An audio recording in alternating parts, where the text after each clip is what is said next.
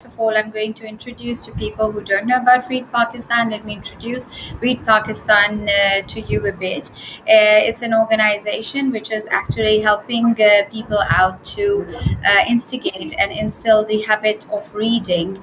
And for that, we are doing a lot. We're making libraries. We're going international. We're zooming in and zooming out of Pakistan, and making sure that everything is related with reading and writing. We're holding competitions for people who have already joined Read Pakistan. There's nothing new to tell, but for people who have not been really acquainted with Pakistan, they should be knowing that in Pakistan, reading is quite something which is, it's not really going in the right direction, and we're trying to set directions forth.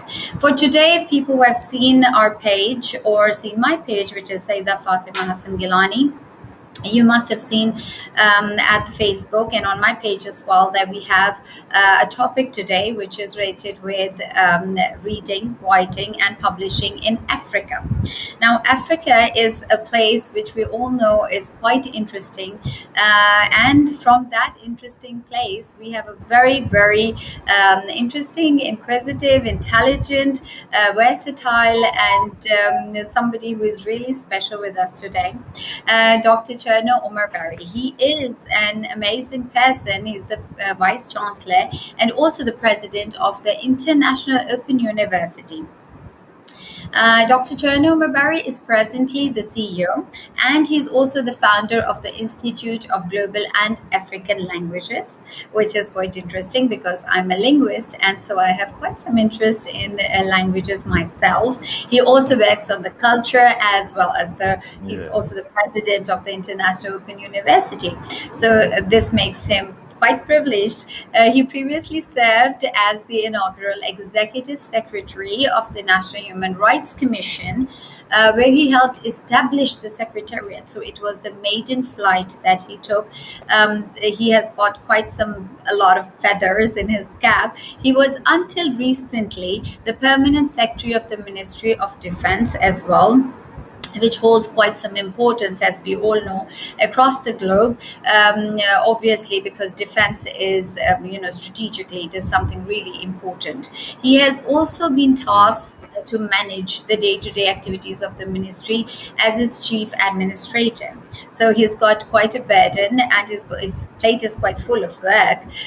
But he has also held the position of permanent secretary in several ministries.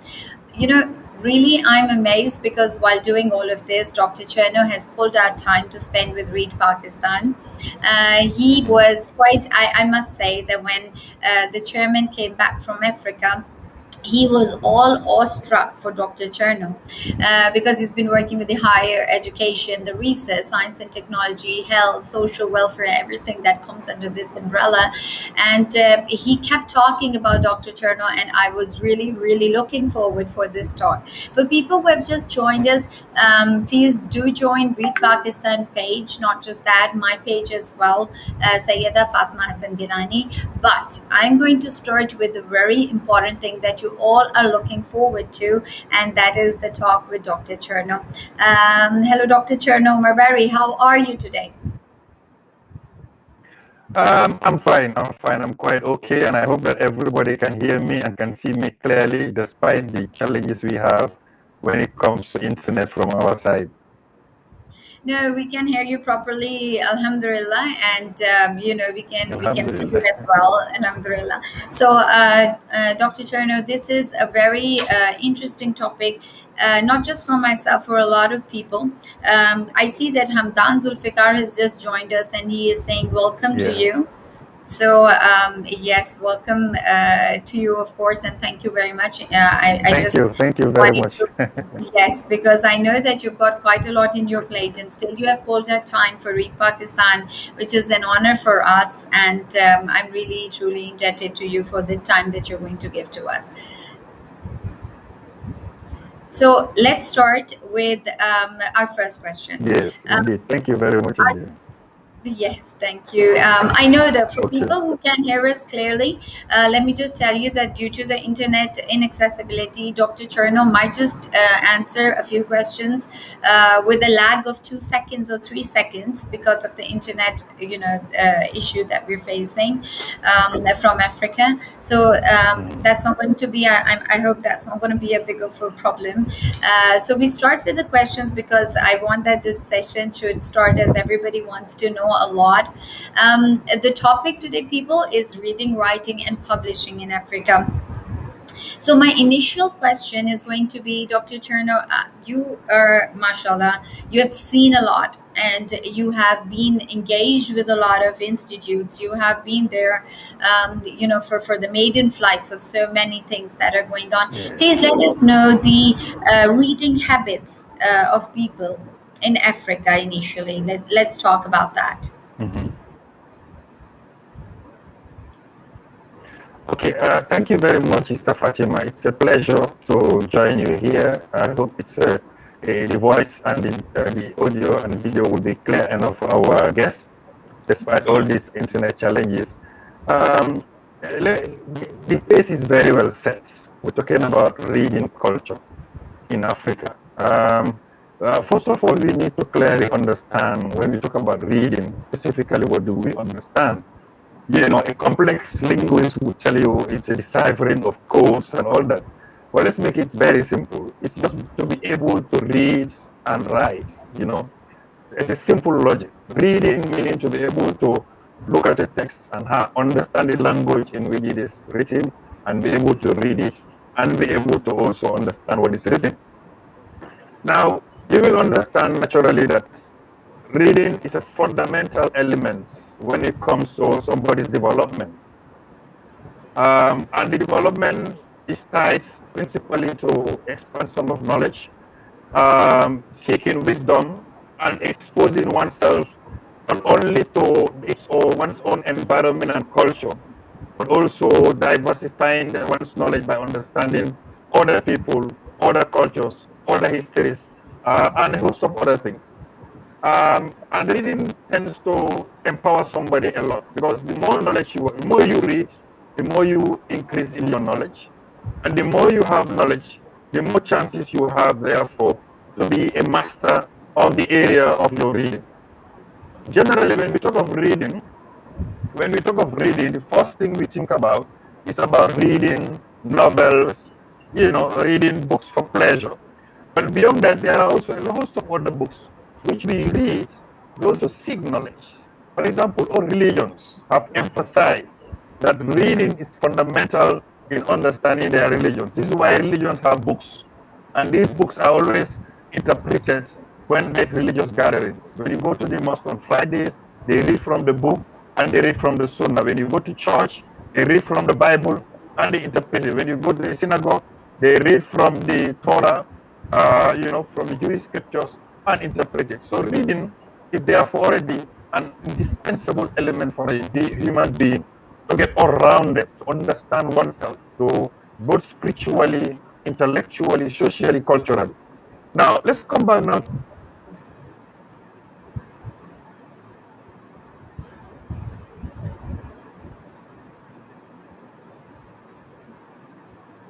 Dr. Cherno?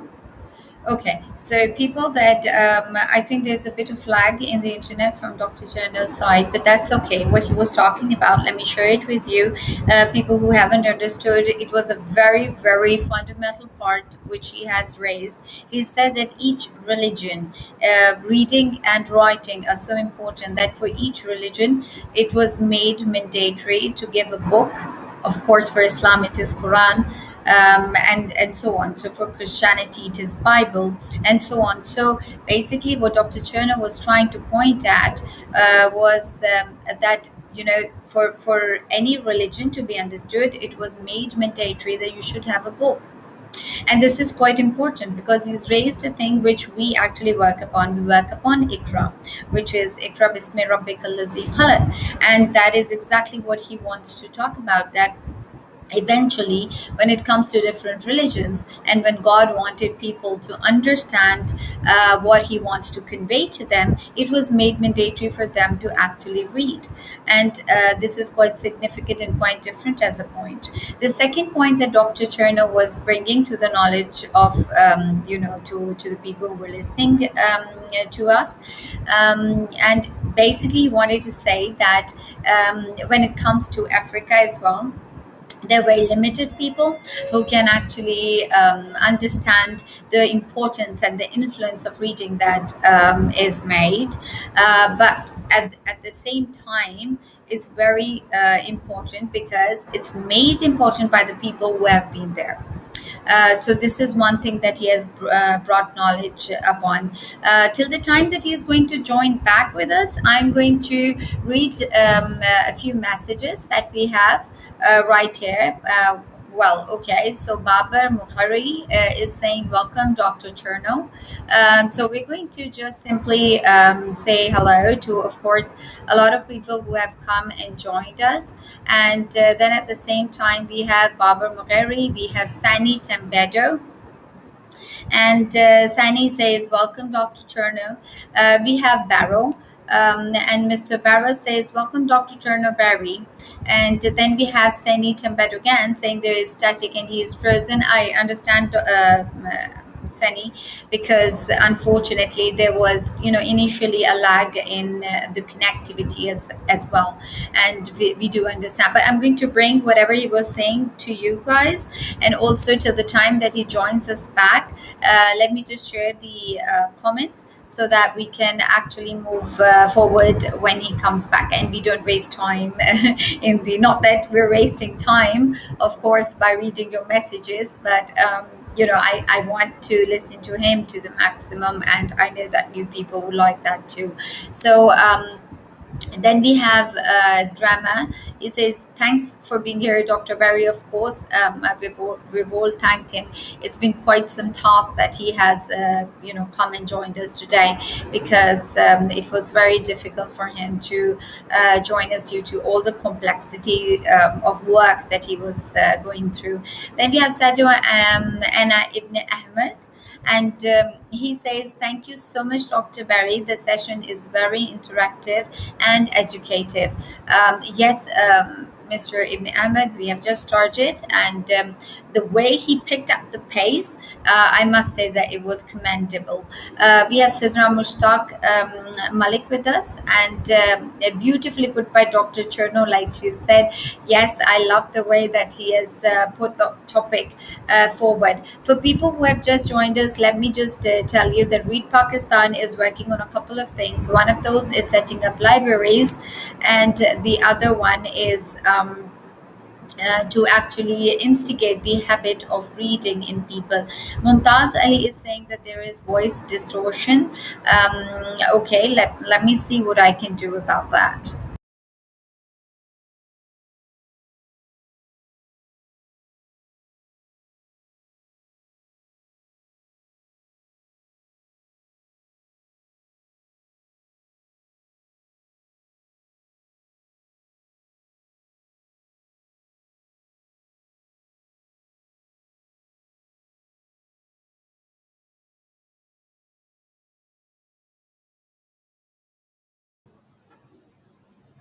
Okay, so Dr. Cherno has just joined us.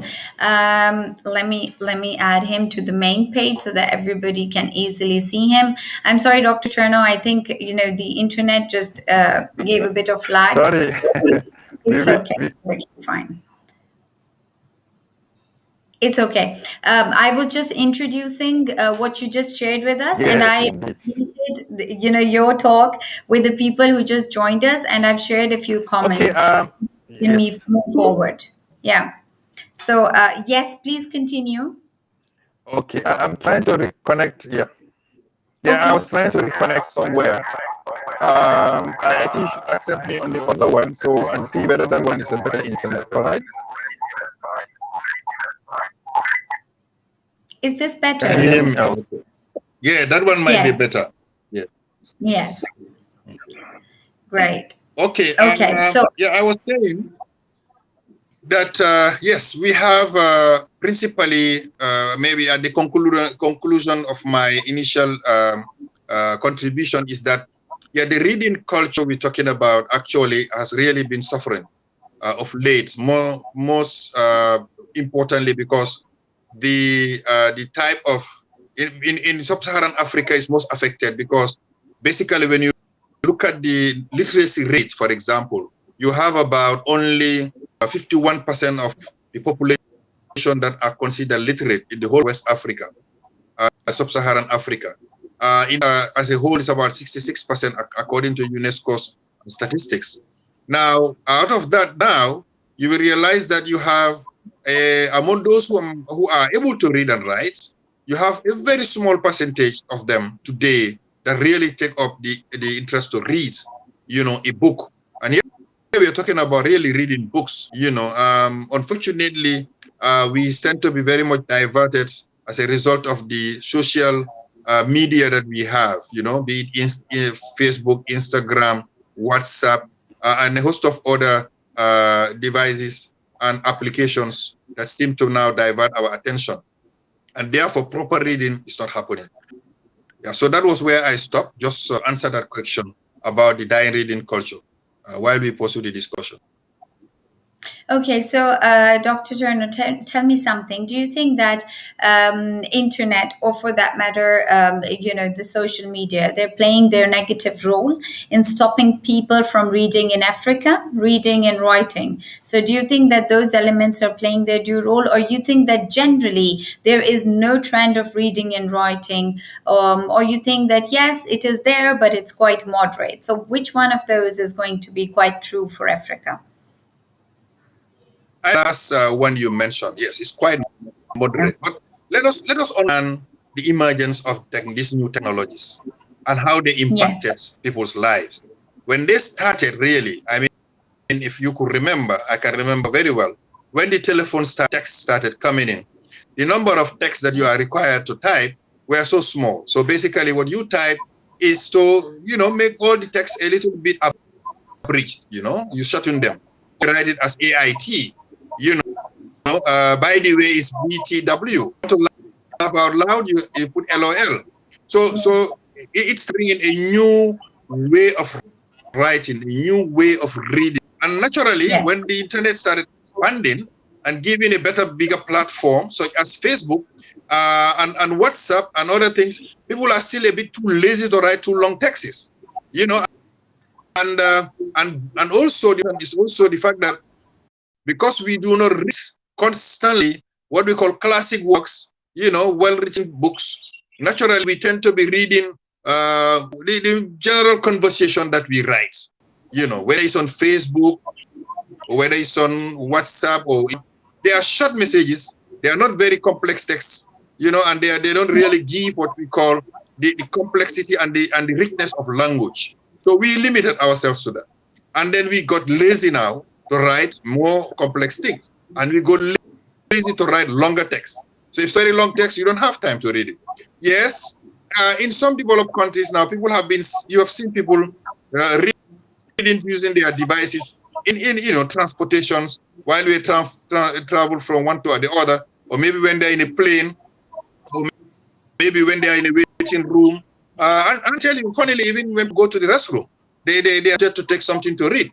But when you come to the realities in Africa, it's different. The point is, access to these materials is one problem. So even if they get the gadgets, they are more interested in looking at the shorter messages and the more interesting messages that are basically short. And it's getting worse, because with audiovisual now developing, which is now accessible, maybe through Instagram, through TikTok and other things, people hardly read. With YouTube and others, people can just listen to a message. Now they don't even want to bother to read. So yes, it has a way of affecting the way people read. So it means that people need to readapt to the new context. They need to readjust themselves. They need to continue to understand reading that are really well written and has probably information is an indispensable part of one's life. The way it enriches your knowledge, is the way it widens your horizon, it improves your understanding, is the way it reforms you know as a human being to become much more universal, much more versatile, and that would allow you to better understand the environment, your culture, and now it's accessible. Hmm. That's quite interesting. Of course, all of these things are true, and we do realize that all these things are very important, rather fundamental. See, I keep telling people it's very important that you stop taking reading as something as luxury, because then people take it as luxury and think that, oh, we can do it when we have spare time and so on. I keep telling people that it is mandatory. It's something like breathing. So you need to understand the importance of reading. That you need to weigh it in a different way. It's not a luxury. It's something that needs to be just there in everyday life. So, Dr. Cherno, what do you think? Like, keeping in mind Africa and all the versatility that you've been going through while moving around in Africa and different portions of Africa as well, what kind of books are going to be attractive for people in Africa, or say, for instance, more intriguing for them? I mean, they're going to find more interest, or those kind of books which might help them develop that interest of reading. So, what kind of books do you think are going to be those? Well, I won't pretend to know specifically what type of books. With my experience, headed the Writers Association of the Gambia, I've come to discover that when we go into thematic areas, when events happen and there are thematic areas of those events, the chances are people might be interested in those topics or those cases. Let me give you for an example. When the pandemic happened, and I have to confess now, there are emerging, new productions. There is slam poetry coming up, where people are reciting poems. As a result, it's interesting some few people to start reading. When you want to be a good slam poet, you need to read of the vocabulary and the style, language style, to be able to get a very good slam poem. And that would also help in memorization, even though memorizing is not an indispensable nature of reading, but it can be a parallel form of reading. And then we have these young, very dynamic writers who are probably not reading enough, but who are interested in writing because they want to tell their stories. They want to tell stories of their neighbors. They know that these are the socio-cultural issues that are affecting their society, and they're desperate to share that with the people. So what we are talking about now is that, yes, if you focus on the issues of culture, the issues of society, the issues of the ills of society, the issues of the chances that people might need, to prosper, to be a better human being, to respect each other, I think those can be very good themes to put and then write on. I've seen a writer recently. What he did was he used small issues related to and wrote very short stories for children, and then with a lot of designs and drawings, and then it seemed to be attractive. Children seem to love it. They read through it, they're getting informed about us, but at the same time they're enjoying reading a well-written book, very, very short. It doesn't have to be too long, very, very short, and at the same time well designed. A lot of pictures that would attract their attention as they read. But most importantly, as I said, it's not long.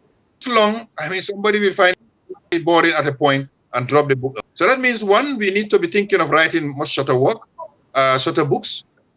We need to be thinking of themes that are more of contemporary nature. We're talking of socio-cultural issues of violence, issues of political, human rights violations, issues of rape, crazy issues. But these are issues now that are in global issues, and we are talking about them everywhere now. They are socio-cultural issues. They are in lives, and basically, it is questioning our being. It is questioning our living. It is questioning, our relationship. But most importantly, we have to read about other countries. We have to know what in the Middle East, in Asia. We have to know what is happening in America. We have to understand how the dynamics of the global the global dynamics are translating and how they affect us, because the world is becoming small. So yes, but we need to make them appealing. We need to write them to make the reader enjoy. Oh, this is very important because I think you've just spelled out one of the tactics to actually engage people in reading, in a lot of reading. Number one, we usually tell people that you need to start with a very short story, something that can actually intrigue you, and it should just click with your personality. Then social cultural patterns are another aspect which is very important, because then you can relate to those yourself. So the third one is having a book in your hand which is very picturesque, and that's actually going to help you around, because that's going to intrigue your imagination. And then fourth is the kind of a genre which actually takes you into a bit of imagination, and this is how the mixture goes out. You've actually spelled out the tools that attract people for getting into reading. So that's a wonderful thing that you've just. I'm going to add this. If you can see on your window, how do we? So there's a question for you, Dr. Cherno. I'm going to show this on the page. Just a second. So we have. We have Drama. She is probably asking, how do we maximize the opportunities the internet provides to encourage a great reading culture? Could audiobooks and videos help? They need to be ways to appeal to the reading interest of the young, for instance. So this is a question, and you can answer to that. Yes, thank you. And then I am happy to say that I know who asked the question, and I'm happy that he is. In fact, he is one of those who are giving very interesting stories on the book that is appealing to many people. And I think that is one thing. We need to have those who can write well to also share their stories on the platforms that are the youth today. That is one way of encouraging, of breaching. Resolving the issue of reading culture. Yes, let's take the opportunity to use the internet. I have been reading very interesting stories on the internet. Let it not just be limited to maybe short messages of frustration or a proverb or something. We would also urge people who can write well to share a story or two, not too long, but short enough to at least teach some people a little bit about life, about challenges in life, about problems we face. And I think yes, there are audiobooks, I agree, and video books. In fact, I have been one of those who've loved to listen to audiobooks recently. Through the internet, I've been able to get Jeffrey Archer's audiobooks, and sometimes, you have the authors, interacting with writers. But I might be one out of many that are really doing that. Maybe what we will probably encourage is to use the internet, maybe within a classroom, to encourage the young to understand how they can maximize the use of the internet to be able to gain, reading, a kind of a reading culture out of it, so that those who are really teaching can help the young to better understand that the internet can be a source of great knowledge. For example, it's not only about Facebook or WhatsApp, but there are a host of things that you can search from Google, and that can be accessible. A host of books now are available in e-format, in electronic format, that you can download on your mobile phone. You can download other things. And take a paragraph or two, read them. When you get into a taxi, going somewhere, take out your phone, read a paragraph or two. When you are, when you are waiting somewhere for an interview or something to relax, you read. I know it's not an easy thing to advise anyone, but I'm saying that there are ways of maximizing the use of technology today to enhance our culture, our reading culture. And I agree with Mr. Drame, who made that question. Thank you very much.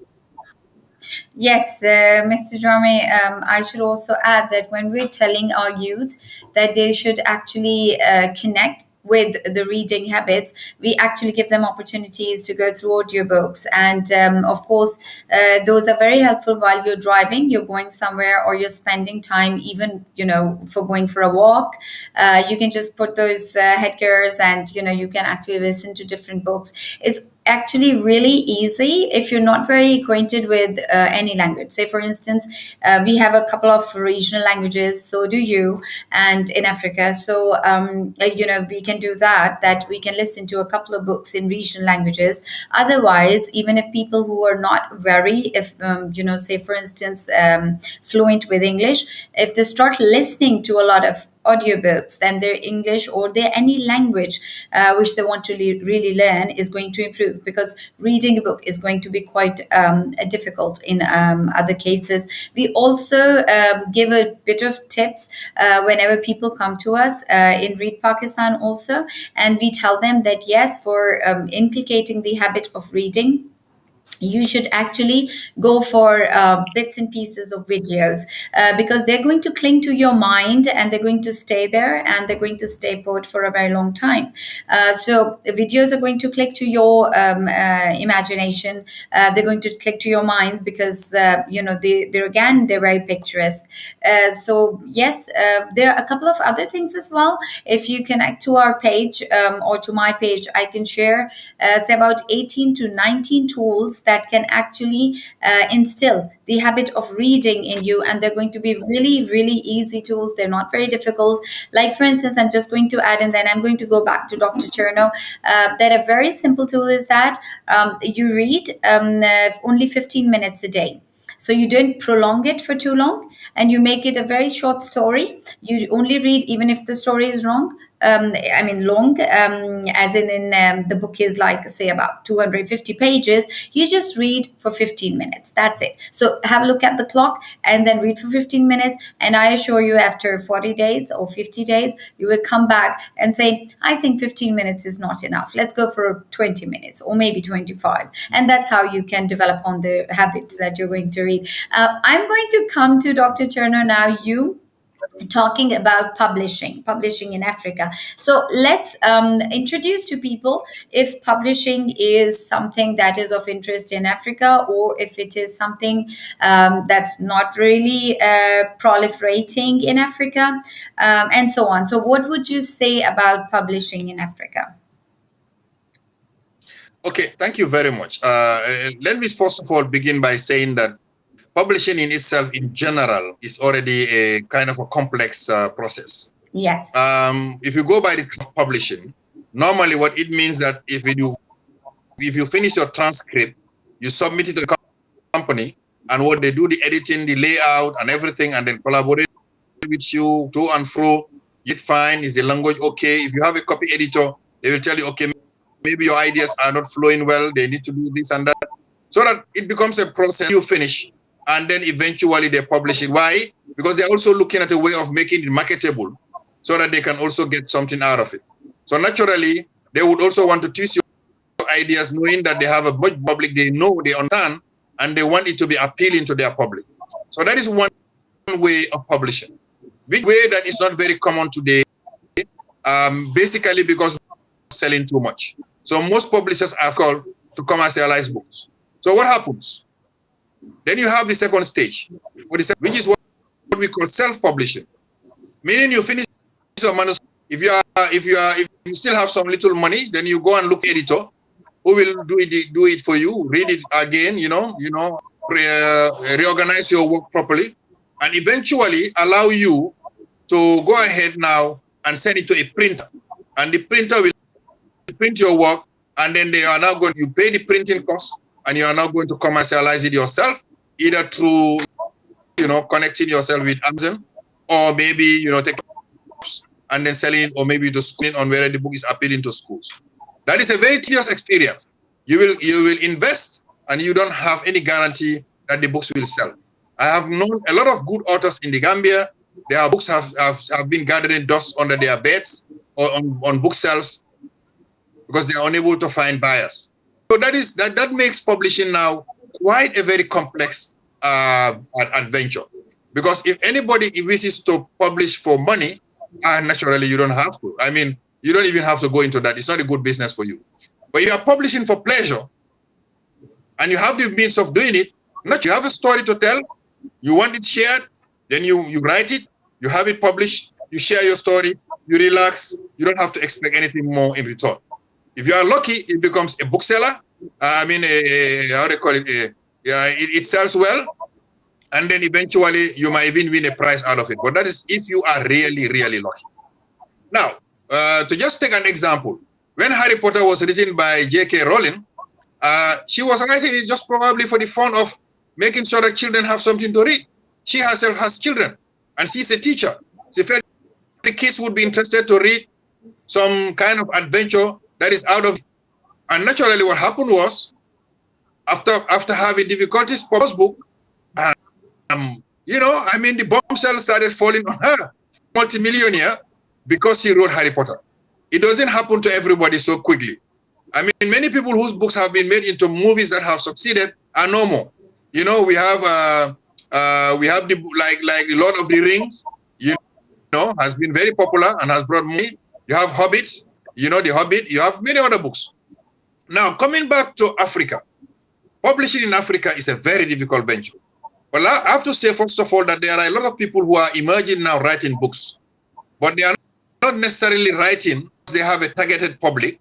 They are not writing because they feel that they can sell. They are writing because they have a story to tell. And because they have a story to tell, unfortunately, they are writing and they are getting into publishing, and most of these are gathering dust now. They are not, because they don't have the kind of support they need to have them to sell. And because the reading culture is not there, nobody is really tempted. So that is about publishing in general. If you will allow me now, let me bring that now to the present day, how publishing could be of interest to the present day. One, we've mentioned that you really have it that is appealing, but you have to also if it is appealing. And this is why in the past, like during the time of Sir Arthur Conan Doyle, who wrote Sherlock Holmes, or Charles Dickens, who wrote many books, what they normally do at their time is they will serialize their stories, newspapers. They will write the story, a part of it on the newspapers, and start attracting interest and curiosity. And those who will be interested to read the next one, and they'll be urging you to bring the next one. Now, maybe that's a good way of, now that we have the platform, which is social media, it can go into a much wider public, to use that now and serialize a story that you wish to share. Instead of having just to write the whole book, why don't you write a chapter of it, or maybe half a chapter, and then write it well and share it on Facebook and see what the people will say. It can do two things for you. One, it can show probably some negative, some positive, and you will have a kind of an assessment of what you are writing. Or if it is not Facebook, maybe you have a blog, or if it is not a blog from somewhere, maybe a writer's platform, where you can share a short story.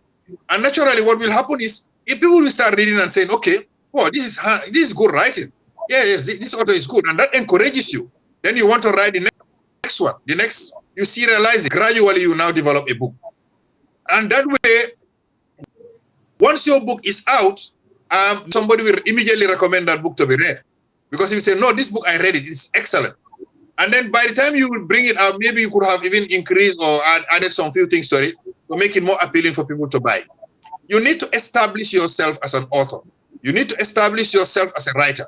Otherwise, it will be difficult, really, in our generation today, to just jump up and start writing. Because reading is very, very limited.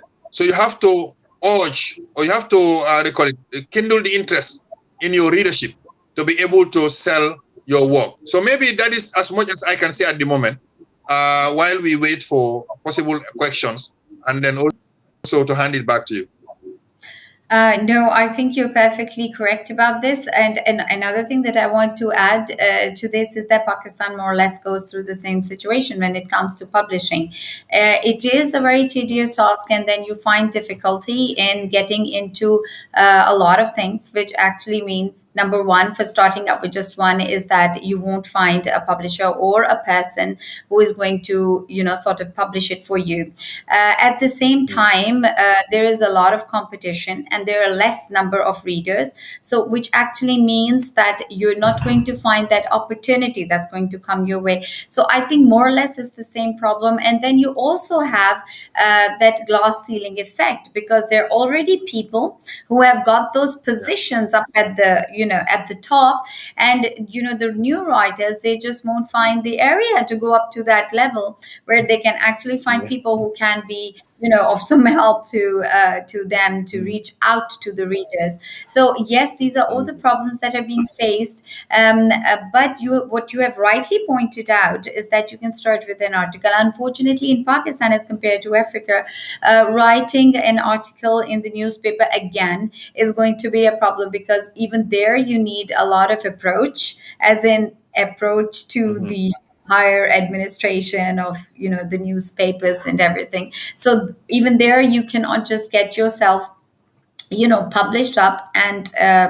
open a lot of opportunity for yourself. So this is a very tedious task. So I think this is going to bring, if I don't know if I put it in the right manner, I think if you have a lot of luck at your back and maybe somebody who can really push the situation for you, I think that's going to be effective as compared to other situations.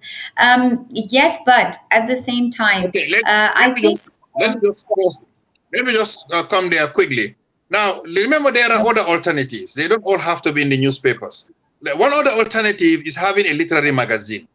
I mean, if it is a writers association, they can say, okay, look, we are going to have a literary magazine, and then sponsors for it, maybe for it to sell a little, and then you will have a kind of a committee that is an editorial committee. You will have people to contribute, teams, forms of writing, poetry, drama, a short book review, a short story. Once you gather all those, depending on what you can take, you look at the best out of it, and then you collect those, and then you publish them. Publish them now. What you do when you publish those is that you distribute them as widely as possible in schools, True. in supermarkets, and all that, so people access them. Very, very small price, so that people don't have to really feel the burden of choosing buying the food or buying the book. Because if there's a choice, people will buy the book. So you make it in a very, subsidized manner, and covered by sponsors who will probably cover the printing and maybe the public. So that you sell it, give it out, make it accessible to a lot of people, and they will start now looking at those short stories, reading them, appreciating them, and maybe reacting to your journals through letters. That I love this story. It was so well written. I relate myself to this story because what they are reading is, it has so much to do with what my neighbor is experiencing or what I did. So maybe those things would encourage a little bit of that reading culture we're talking about. Yes, I completely agree with you on that point. And for people, let me also, to the viewers who are going to see this, because this will go live. This is going live, but afterwards it will also be shared with the public through the Read Pakistan page and also through my page. So I just want to request people who are there and they want that they should, there are a lot of people who are probably not that good a writer, but they're very good investors. For people who are investing and who want to take up the opportunity or a business opportunity, you can contact Dr. Cherno through me, of course, because I don't know if he would be really accepting this thing, but you can actually contact him. You can look up for those people who are writers, and you guys can actually make a very nice a combination or an amalgamation and publish a book, and then the profit can be shared, and that can be published at different vestas, like say for instance Pakistan or in Africa and so on. So people who are investors, you should also look into opportunities which are related with printing and publishing, and then you can actually tap very few writers, the ones that you like yourself. So just one question, and I'm going to go to the questions that I'm getting from the viewers. Dr. Cherno, do you feel that there in Africa, you have the problem of plagiarism? Say, for instance, if you send your material over to a publisher or you send your material to a printer, do you think that there is quite a task of hiding it away, or there going to be a risk of plagiarism that is going to be you understand that? Because why I'm saying plagiarism, because then they might just steal away your writing and then publish it by someone else's name or by their own name. Do you think that kind of risk is faced in Africa? Well, yes, it is definitely a risk, but not that I'm aware of at the moment. To rightly point out, many publishers probably would encourage people to give their manuscripts. And once this is done, then they will look at the style and the content and all that. And if they find it interesting, they will probably modify it a little, and then reprint it somewhere else as their own story. We are aware of it as the Writers Association. We are aware of that. We've been working closely with our writers, encouraging them to make sure that once they have a manuscript and then they're able to get 2 copies of that printed out, they can submit registration immediately before they even submit it for publishing if they want. That way, once they publish it, they would also just take the second copies, and then submit them for record at Copyright Bureau. The reason is simple: if they feel their story has been stolen, modified, reproduced in a different way, they still hold a copyright right over that, and they can pursue into justice whoever does that. Yes, those are risks. But in this world now, especially in the world of technology, that risk is very, very easy to come by. Because naturally, when in the past, when there was no technology, when you send a manuscript, it is in handwritten one. What we call, it is written by hand. And then you send it, and then basically it is difficult for anybody to recopy everything. So they might recopy a page or two, but to recopy everything would be a daunting task. So the plagiarism are limited. Now with technology, the moment you send a PDF format, somebody can transform it into a Word. If you send a Word format, you are lost. So a lot of people are reticent to share their work, and naturally what that means is that it is difficult for them to be published. But we need to, at some point, understand that we can take a step by just having an electronic copy submitted for copyright protection before we even submit to the publisher. That way, if there's any of it being used, and you can prove that the work produced is actually inspired from your original work, then you definitely can take it up, as a case against. Oh, and that case is going to take so long, or do you think that it's going to get? What do you think? There's one case. It's not the same as the context in which we are talking about. Case of one of our historian writers, Okay. who works, and happened was 2 teachers in the school recopied her work, and then claimed it's their work. They reprinted them and then put their names there. They did not acknowledge that the source from the other one. It's a history work. So they were using those now, selling them to the students they are teaching, and until, unfortunately for them, those copies fell in the hands of this historian writer. And when she saw the work, she could establish clearly that it's all plagiarized from her original work. She was able to court through the National Center for Arts and Culture, and then submit bureau, and they defended her, and they took a lawyer, and she won the case. And she was able to she was required to be compensated by the culprits. It is not an easy case. Plagiarism is a very complex case. I agree. In court up to a very frustrating level. But at some point, I have seen some people who brought books to me for me to do editing, and I realized that they copied everything from the internet, word to word, copy and paste, and they compiled all that and brought it to me. They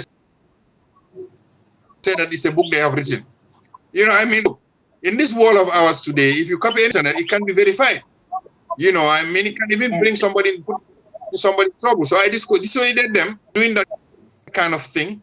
I told them, read from the internet, inspire yourself, but write your story yourself. Make it your own story. And that way it is better. So these are things that can happen anytime. And yes, it can be a messy business in court. Yes, I understand, because me as a lawyer, and I've been dealing with intellectual property rights since quite some time now, and I do understand that trademarks and all these things can really become complex, and they can take it can take years and years to actually prove the worth of your work, and then even trademarks or even copyrights. If you take that task up, it's going to be a very tedious uphill task, and it will become very difficult for you to prove that yes, this work was published before and this was, you know, published later, and so on and so forth. So it's going to be quite a uphill task. We have a question right here. I'm going to show this on the screen. So we have with us somebody known as Saini Tembedo. I hope I'm, pronunciation is correct. So she or he My says that, schoolmate. is that correct? Yes, it's a Senate Tambedo. That's right. We studied together, so I know him very well. Okay, so as an African living in the diaspora, how do I even access new writing materials by African writers? Is there a website, etc.? Okay. Okay. Well, accessing African books has been very difficult for many, and I agree with him. The most common platform has been Amazon. It has been the most common one where people can write, easily access African material. In the Gambia, I was the one actually that was trying to create, a platform writers can also access books. Not access, let's say more of discover them. And when they need them, because these books and self-published, they are now in Amazon or elsewhere. So it means that you to the author or maybe the publishers or whoever is on the ground to help you get access to those. It's a daunting task. It's very, very difficult. But, we are encouraging now to go electronic for most of the writers on the ground, so that they can have an electronic format on available through platforms that are secure, so as Amazon. We have other platforms too. If people look through the internet, they can find a host of ebook people can publish their works and have them at the public. Yes, so at present I can't say for certain there is any platform, because my website is being developed, and we are hoping that we will get this provides of selling the books at our level to people who might be interested. Yes, that is perfect. I have another question for you. I'm sorry, I was looking at the time as well at the same moment while you were speaking, and I see that there's a question coming up your way. Okay, so but we have already gone through 52 minutes of our talk. Let's have this question, Dr. Cherno. We used to have a mobile library and radio programs. Okay, so basically this person needs to say that we used to have libraries, mobile libraries and radio programs in our schools, and that had encouraged reading in our schools. So once upon a time, which is actually back in time. So can these be resuscitated? There's a question. Yes, now. Indeed. Actually, our Writers Association has engaged the National Library. The National Library here has been the one that used to have a mobile library that will go around the country, from town to town, I would say, and then tracks go to the schools, and then they would encourage to borrow books from them, books that are of their level, and then when they get to come back and this on their next call, then they would change the books for them. So yes, it encouraged reading. As I said at the time, you don't have televisions, you don't have the internet. You have a lot of people who are willing to take the pastime and read them at home. Yes, and the resources, we have discussed it with the National Library. I think it's because of resource limitations. That is why they are unable to do it. But we have discovered that we have few private companies that have started this mobile library, and it has been going on for a while. Now, with regards to radio programs, and why not even TV programs, we have actually contacted 1 or 2 radios, and they are willing to start. It needs proper preparation and get sponsors too. So we are working on that. I agree, yes, it is important to have a platform where you can read a portion of a book and have them shared. We've been doing what we call a book club our time, but because of the COVID, we took a pause. These book clubs, we will call the press to come and cover it, so that a part of it will be shared online. But we have taken a pause as a result of the COVID, but we will want to resuscitate that before the end of the year, hopefully, inshallah. Inshallah. Yes, we work on book clubs over here in Pakistan as well, and they're very effective. Before COVID, we were actually also, Dr. Cherno, just bringing it to your knowledge, which probably you already know, that we were actually having book clubs, and we were having discussions, and we were actually having book reviews. We would go to the National Library, have our book review on a topic, on a book of our choice, and then there will be people who would be listening to us. So just adding to the question Drama has just put forward. Drama, over here we're using a couple of things to inculcate this habit. One of them is reading out to each other. Say, for instance, if I like a book and I want people to like it as well, I will read out bits and pieces of that book to the other person. Another idea is to have the book reviews, because then that is one way that you can develop the interest of books in other people as well. Say, for instance, if I read a book and I like it, say about Maulana Rum, because he's one of my favorites. But if I've read a book and people don't really want to read about him, being dry or otherwise, or being too much connected with spirituality, and they don't really prefer it, let me bring out skirts and pieces out of that, and which can actually imbibe that interest in your personality. Third is going to be actually having a book review at a place publicly where we can engage a couple of people. Fourth, we can have that even on just like this, like we're having this session. We can have book reviews like this as well. Fifth, we can actually work our way out with a couple of seminars which can give bits and pieces of how to become a better reader, and that can be actually worked upon through the social media as well. And of course, sixth and seventh, that we were already working on, leaving bits of notes on your Facebook. People want to look at Facebook, people want to look at your Insta, and so you can live your life according to the reading habits. Or maybe you can put up, say, a stance that how to inculcate the reading habit, and this is what I do. So you can relate it with your own person, and then people would be more interested in listening to that. So and saying a lot of other things. This is not my interview, it's Dr. Cherno that we need to focus upon, and I'm taking a lot of time. That's okay. That's okay. So I just wanted to add to Dr. Cherno's brilliant ideas. Dr. Cherno, you're an amazing person. I must say that the chairman, he said a few words. I think those were very few, even though he was saying it quite often. But I think about you as a person, you're mashallah so learned that he has still said very less to me. And I really wanted this session to happen because you should reach out to a number of people, not just to a couple of people who are here, but definitely going to go. This session is going to go through in the recorded version. It's going to go to a lot of people, and that's just going to be an honor, and it's going to be brilliant while people are going to listen to you. I really wish that this session in a very extended way can be repeated after some time, whenever you have time, because I usually say this to only those people who I prefer, as in because they are the ones who are making and bringing in the difference in the society and community. So Dr. Cherno, it would be great if you can say yes to another session, say about after a month, whenever you have time, so that we can actually listen more from you. Thank you. So, yeah. I won't refuse that.